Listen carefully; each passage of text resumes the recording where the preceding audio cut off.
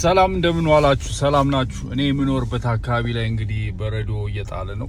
የሬቨሌሽን መጽሐፍ ሲምቦሊክ ነው ብላችሁ ለምታምኑ ሰዎች መልስ የሬቨሌሽን ወይንም ዮሐንስ ራእይ ሲምቦሊክ ነው፣ ምሳሌያዊ ነው። የዮሐንስ ራእይ ምሳሌያዊ ነው ለምትሉ ሰዎች መልስ ለመስጠት ነው እና ዛሬ እቺን ቪዲዮ ካያችሁ ምሳሌያዊ እንዳልሆነ በደንብ ልትረዱና ልታስተውሉ ይገባል። ይሆነ ያለውን ነገር ማስተዋል አለብን እንደ ክርስቲያን።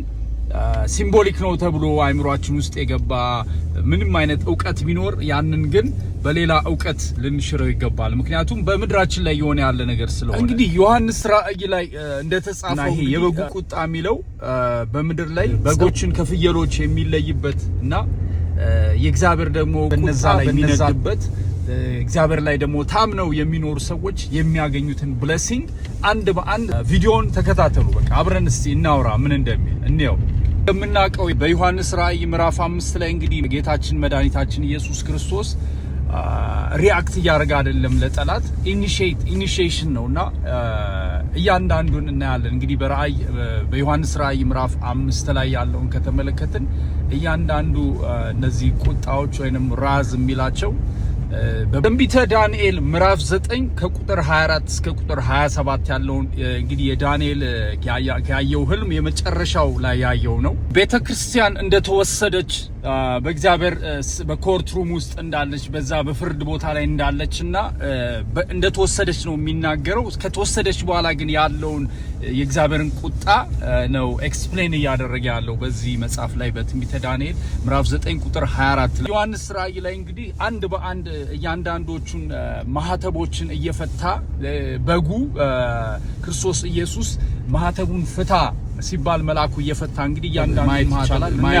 እያንዳንዱን ማህተብ የመጀመሪያው ማህተብ እንግዲህ ራእይ ምዕራፍ 6 ከቁጥር 1 እስከ 3 ያለው እነሆ አምባ ላይ ፈረስ ወጣ፣ በእርሱም ላይ የተቀመጠው ቀስት ነበር። የክርስቶስ ተቋሚ የሆነው ሐሰተኛው ክርስቶስ በራእይ ምዕራፍ 6 ቁጥር 2 ላይ ያለው አምባ ላይ ፈረስ ቀስትም ይዞ ነበር የሚለው ሐሰተኛው ክርስቶስ እንዳንሸወድ፣ ሐሰተኛው ክርስቶስ ነው የሚመጣው።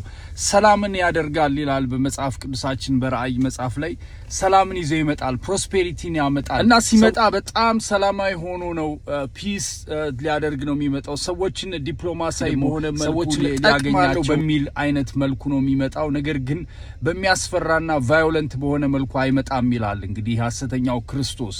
በማቴዎስ 24:5 ላይ እንግዲህ ክርስቶስ ኢየሱስ ብዙዎች በስሜ ይመጣሉ ብዙዎችንም ያስታሉ ሐሰተኛ ክርስቶሶች ይመጣሉ ብሎ እንግዲህ በመጽሐፍ ቅዱስ ላይ ተጽፎልናል ማለት ነው። ይሄንን ሄደን ማንበብ እንችላለን። ማቴዎስ ምዕራፍ 24 ቁጥር 5 ላይ ቀጣዩ ማህተም በፈታ ጊዜ ምዕራፍ 6 ቁጥር 4 ላይ እንግዲህ ቀይ ፈረስ እንዳየ ይናገራል። ይሄም ደግሞ ሰላምን ከምድር እንዲወስድ ተሰጠው፣ ሰዎች እርስ በራሳቸው እንዲተላለቁ በሰይፍ እንዲገዳደሉ ተሰጠው። ሰላም ነው ደህንነት ነው ሲሉ በድንገት እርጉዝን ምጥ እንደሚይዛት በድንገት ጥፋት ይመጣባቸዋል ከቶም አያመልጡ የሚለው ቃል እንግዲህ ሁለተኛው ማህተም በተፈታ ጊዜ ይሄ እንደሚሆን ያው የመጀመሪያው ሰላምን አመጣለሁ ብሎ ይሄ ሐሰተኛው ክርስቶስ የመጣበት ነው። ቀይ ፈረስ ለሚለው ደግሞ ሰላምን ከምድር እንዲወስድ ተሰጠው ይላል። ሰይፍ ተሰጠው፣ ሰዎች እንዲተራረዱ ሰይፍ ተሰጠው ይላል። እንግዲህ መጽሐፍ ቅዱሳችን ላይ ያለ በራእይ መጽሐፍ ላይ ነው።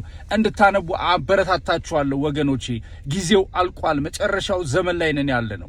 ሶስተኛው ማህተም በፈታ ጊዜ እንግዲህ ጥቁር ፈረስ ወጣ ይላል፣ በእጁ ሚዛን ይዞ ነበር። ሶስተኛው ማህተም ስለ ኢኮኖሚ ያወራል። የራእይ መጽሐፍ እየተናገረ ያለው ስለ ምድራችን ስለምንኖርበት ስለዚህኛው ምድር ነውና